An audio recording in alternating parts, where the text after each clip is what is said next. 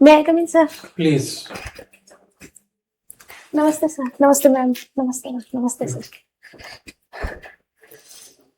That's it. Thank you, sir. आप अपने बारे में बताइए। सर मैंने मेरी ग्रेजुएशन 2016 में की है। मैंने पोस्ट ग्रेजुएशन 2020 में, जिसमें मैंने गोल्ड मेडल सिक्योर किया। मैंने मेरे पोस्ट ग्रेजुएशन के दौरान ही यूजीसी नेट एग्जामिनेशन दिसंबर 2019 में क्वालिफाई किया। ठीक है, आपने नेट जेआरएफ किया है, पीएचडी नहीं किया है? सिर्फ only net sir. Only net. हाँ जी। आपका फेवरेट यूनिट कौन सी है, कहाँ से आप बताना चाहेंगे? Sir western political thought and Indian government and politics. Indian politics हम एक आध पूछ लेते हैं आपसे। ठीक है सर। ये पंचायत के लिए जितनी समितियां बनी थी, आप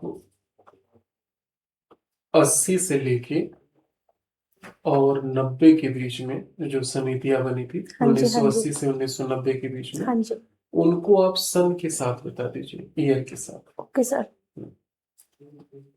सर जीवी के राव कमेटी बनी थी 1984, LM Singhvi committee 1986, Thungon committee 1988। ठीक है। 84 में कौन सी कमेटी बताया आपने? सर जीवी के राव कमेटी। जीवी के, श्योर है आप ये 84 में ही था? सर जहां तक मैं रिकॉल कर पा रही हूँ, मुझे 84 अभी ध्यान आ रहा है। ठीक है। सर जी, वर्तमान समय में हम देख रहे हैं कि सरकार जो है सोशल मीडिया पे अनेक तरह का प्रतिबंध लगा रहा है। कल्पना कीजिए कि जॉन लॉक जो है अभी जीवित रहते, तो उनका इस संदर्भ में क्या कमेंट रहता है? सर जॉन लॉक, जिनको फादर ऑफ लिबरलिज्म कहा जाता है, उन्होंने 3 तरह के नेचुरल राइट्स के बारे में बताया था। Right to life, right to liberty and right to property. आज के संदर्भ में जैसे सोशल मीडिया पर बैन लगाया जा रहा है, तो वो जॉन लॉक के राइट टू लिबर्टी के साथ कंट्रास्ट करता है। उनका जो लिबर्टी का सिद्धांत था, इंडिविजुअल लिबर्टी का, इंडिविजुअलिज्म का, उसके साथ इसको हम कंट्रास्ट में देखते हैं सर। ठीक है। हाँ जी। शांति पर्व के अनुसार राज्य की उत्पत्ति के कोई 2 सिद्धांत बताइए। सॉरी सर, किसके अकॉर्डिंग? शांति पर्व के अनुसार। हाँ जी।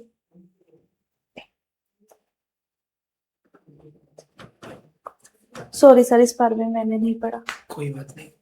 हमें ये बताइए कि सरकार चाह रही है कि 1 नेशन 1 इलेक्शन को लागू किया जाए, इनके लिए संविधान में क्या प्रावधान करना पड़ेगा, कहाँ बदलाव करना पड़ेगा? हाँ जी सर, 1 नेशन 1 इलेक्शन को लागू करने के लिए कॉन्स्टिट्यूशन के आर्टिकल नंबर 80 और 82 इनमें चेंज करना पड़ेगा। सॉरी सर, मैं खुद को ठीक करना चाहूंगी। आर्टिकल 82 का सेकंड पार्ट एंड आर्टिकल 171, इनमें हमें चेंज करना पड़ेगा। ओके। हमें वर्तमान जियोपॉलिटिक्स में क्लाइमेट डिप्लोमेसी का महत्व बताइए। Okay sir.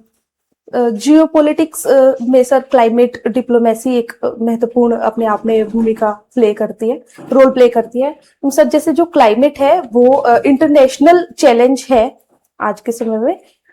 इसके लिए सर काफी इनिशिएटिव्स और ऑर्गेनाइजेशंस जो है वो जैसे यूनाइटेड नेशन की तरफ से स्टेप लिए गए हैं। जैसे पेरिस क्लाइमेट अभी 2015 में हुआ था, जिसके तहत जैसे इंडिया ने भी 5 जो है संकल्प वो लिए थे। नेट जीरो का है 2070 तक, नेट जीरो कार्बन एमिशन का। पेरिस समझौते में लिया गया था? हाँ जी सर। अच्छा, ठीक है। हमें ये बताइए कि भारत में ऐसा माना जाता है कि या ऐसा एस्टेब्लिश है कि कॉन्स्टिट्यूशनल जो है सोवरेनिटी है। क्या आपको लगता है कि ये कॉन्स्टिट्यूशनल सोवरेनिटी जो है वास्तविक में जुडिशियल सोवरेनिटी है?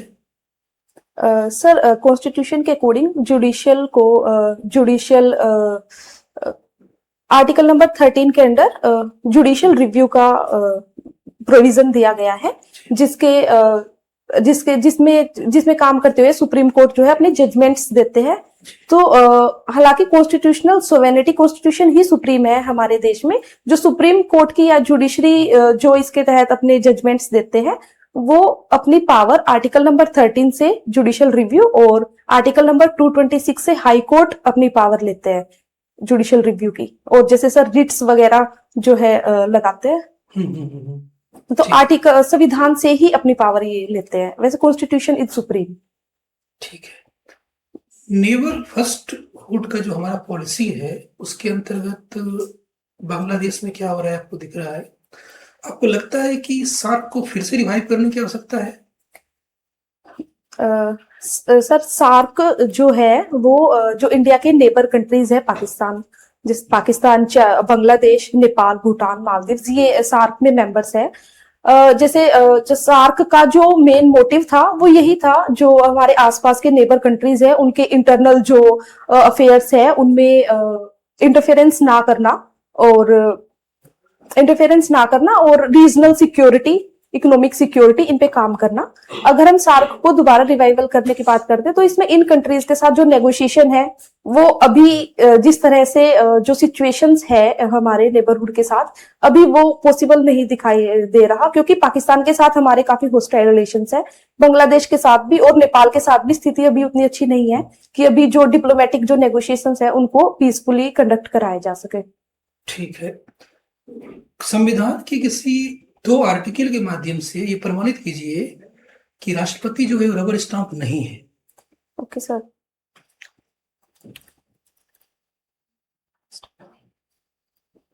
Sir please give me 1 second to think. Okay sir. Sir under article 78 president can seek information from the prime minister, जो डेली पार्लियामेंट्री जो बिजनेस होते हैं उनके बारे में इंफॉर्मेशन मांग सकते हैं under article 78। So sir second article मैं रिकॉल नहीं कर पा रही हूँ जी। नियोजन और धन आवंटन में नीति आयोग और एनडीसी की क्या भूमिका है? नीति आयोग कोऑपरेटिव फेडरलिज्म को लेकर काम करते हैं। हालांकि फाइनेंशियल डिस्ट्रीब्यूशन में नीति आयोग का इतना रोल नहीं है। नीति आयोग का उसमें मैम फाइनेंस कमीशन का ही रहता है। 41% of net proceeds between centre and the states, ये फाइनेंस कमीशन के रिकमेंडेशन से ही होते हैं।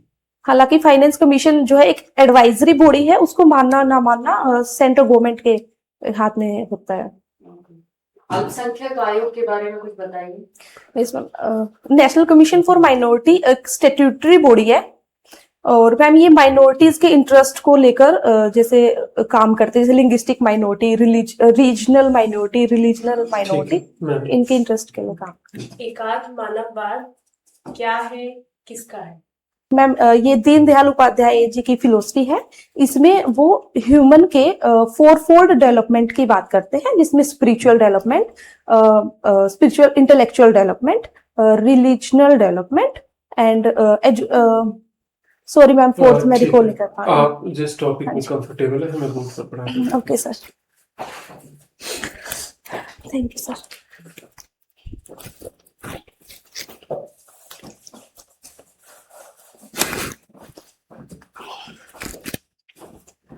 आज का हमारा टॉपिक है प्रेसिडेंट का इलेक्शन प्रोसेस। प्रेसिडेंट का जो इलेक्शन है वो इनडायरेक्ट इलेक्शन होता है।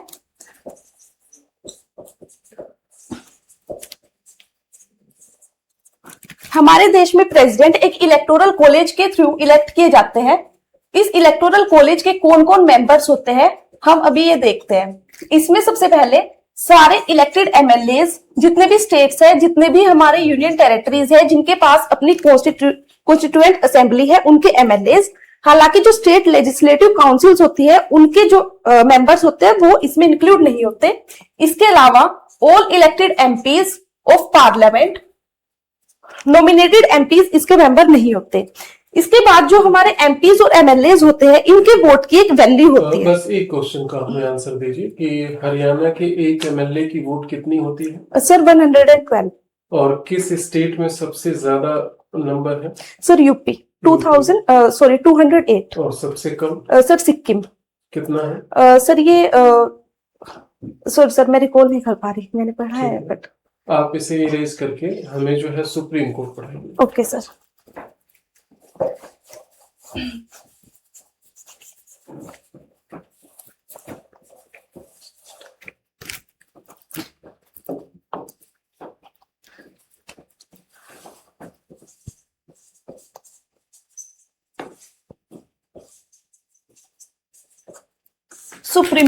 सुप्रीम कोर्ट हमारी जुडिशियल हायरार्की की एक टॉप मोस्ट अथॉरिटी है। सुप्रीम कोर्ट ऑल ओवर जो हमारा पहले फेडरल कोर्ट होता था उसको रिप्लेस करके गवर्नमेंट ऑफ इंडिया एक्ट 1935 के बाद सुप्रीम कोर्ट का जो प्रोविजन है वो आया। इसको 28 जनवरी 1950 को एस्टेब्लिश किया गया। सुप्रीम कोर्ट के जो चीफ जस्टिस होते हैं एंड जो जजेस होते हैं उनको अपॉइंटमेंट एक कॉलेज के थ्रू किया जाता है, जिसमें जो इनके अपॉइंटमेंट होती है वो प्रेसिडेंट के थ्रू की जाती है, और जो मेंबर होते हैं कॉलेज के वो जो सीनियर मोस्ट जजेस होते हैं वो होते हैं। हालांकि जो प्रेसिडेंट होते हैं उनकी वो डिस्क्रिशनरी पावर नहीं होती, वो काउंसिल ऑफ मिनिस्टर की एड एंड एडवाइस पे इनको अपॉइंट करते हैं। अपॉइंटमेंट सुप्रीम कोर्ट के जज बनने के लिए, ठीक है, हम आपको रोकना चाहेंगे। हाँ जी, जुडिशियल रिव्यू का नाम सुना होगा आपने। हाँ जी, तो ये सुप्रीम कोर्ट को है पावर या फिर हाई कोर्ट को या दोनों को? दोनों को है सर। कॉन्स्टिट्यूशन में ये कहाँ लिखा है? Article 13 for supreme court and article 226 for high court. क्या उसमें ये वर्ड लिखा है judicial review?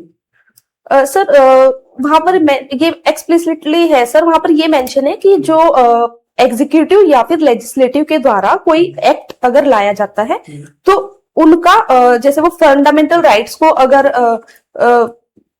Sir exact term नहीं मैं याद कर पा रही, अगर फंडामेंटल राइट्स के अगर कॉन्ट्रास्ट में है तो उसको नल एंड वर्ड है या नहीं है?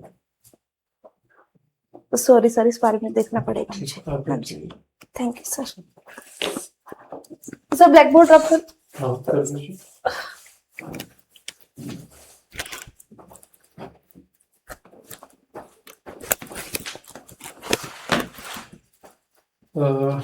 आप हरियाणा में पोस्टिंग लेने वाली हैं। हाँ जी सर। हरियाणा में अब तक कितनी बार जो है प्रेसिडेंट रूल लगा हुआ है? सर 3 बार। 3 बार लगा है। आप ईयर बता सकते हैं? सर ये याद नहीं है अभी। अभी सक्स ग्राम घाटी जो है चर्चा में है हाँ जी। पिछले 10 दिनों से। हाँ जी, हाँ जी, ये बता सकते हैं किस स्टेट में है? हाँ जी सर, ये पीओ के रीजन के साउथ ईस्ट में पड़ती है सक्सगाम वैली। वहां पर चाइना के द्वारा जो है इंफ्रास्ट्रक्चर डेवलपमेंट किया जा रहा है। जो वहां का रीजन है वो चाइना के द्वारा जो सीपीईसी है, चाइना पाकिस्तान इकोनॉमिक कॉरिडोर, उसके अंडर वहां पे कंस्ट्रक्शन अभी की जा रही है। भारत के किस राज्य में? जम्मू कश्मीर में सर। जम्मू कश्मीर। हाँ जी। ठीक है। हरियाणा का राष्ट्रीय पक्षी कौन सा है? सर ब्लैक फ्रैंकलिन, काला तीतर बोलते हैं सर उसको हिंदी। काला तीतर। हाँ जी, हाँ ठीक जी। है। किस स्टेट में सेक्स रेशियो सबसे कम है? सॉरी, किस डिस्ट्रिक्ट में? हरियाणा के सर मेवात में। मेवात में। हाँ और जी। सबसे अधिक? सॉरी सर नहीं पता। चलिए ठीक है, आज का इंटरव्यू हम यहीं समाप्त करते हैं। आप जा सर सकते हैं। Thank you sir. नमस्ते सर। नमस्ते मैम। नमस्ते नमस्ते सर।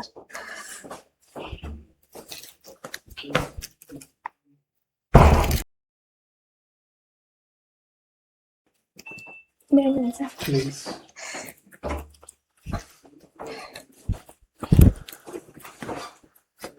कैसा लगा इंटरव्यू देकर?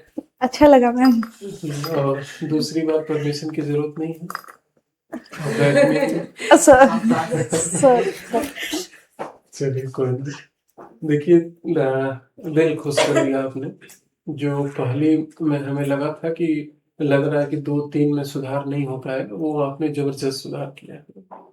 और जो एनर्जी लेवल चाहिए थी हमें वो आपने ला दिया है। और सबसे अच्छा लगा जो आपने बोर्ड पर एनर्जी प्रेजेंट किया, उसकी बेहद जरूरत होती है ऐसे इंटरव्यू में, तो वो आपने काफी अच्छा रखा है। ठीक है सर। तो मान के चलिए कि ज्यादातर पे जो है हमने टिक मार्क किया है। एक आध ऐसी चीजें छूट गई थी, उसको आप बस ध्यान रखिएगा। अगर फिर भी गलती हो जाए तो बहुत तनाव नहीं लेना है। ठीक है। जैसे कि एक बस छोटा सा मिस्टेक हुआ कि आप चेयर के आगे खड़ी थी। हाँ जी, हाँ जी। तो आगे का मतलब होता है ना कि पैनल पे दबाव होना कि बैठ ही जाएगी। ठीक। हाँ जी, हाँ, हाँ जी। बगल में हो। ठीक है सर। इसके अलावा जो हाथ का पोजीशन है वो धीरे धीरे आप बीच में ला देते हैं। उसको सर इसमें सीधा- काफी काम कर रही हूँ मैं हाँ, आप हाथ में। करिए इसको, और हाँ थोड़ा जी। बहुत रह जाए तो इसके लिए भी ज्यादा दिक्कत की नहीं है। एक आध चीज वो लोग भी इग्नोर कर देते हैं। ठीक है सर। ठीक। इसके अलावा जो है एक चीज है, वो भी छूट जाए तो ज्यादा दिक्कत नहीं। जब बोर्ड पर गई थी तो एक बार परमिशन ले सकते सर, क्लास को एज्यूम करके करें या हाँ जी, पैनल हाँ जी। को। ठीक है ठीक सर। है, 1 सेकंड लगेगा, वो लोग इससे खुश होते हैं, तो एक बार ओके पूछ सर। लेना चाहिए। जैसे एक जो है जब आप इंट्रो बोलती हैं तो उसमें गोल्ड मेडल सिक्योर किया, ये सिक्योर वर्ड जो है ये थोड़ा सा उतना अच्छा नहीं माना जाता है। आप इसको अचीव कर सकते हैं। प्राप्त किया। हाँ, प्राप्त किया, ये ओके थोड़ा सा सर। अच्छा है ना। हाँ जी। सिक्योर मतलब है कि जाने नहीं देना चाह रही थी उसको, इस टाइप का। हाँ जी, समझ हाँ रही जी, है? ठीक है। सुरक्षित कर लिया, इसका हम्म, हिंदी होता हाँ है। जी, हाँ जी, हाँ जी। प्राप्त प्राप्त, किया। हाँ, ये ठीक है।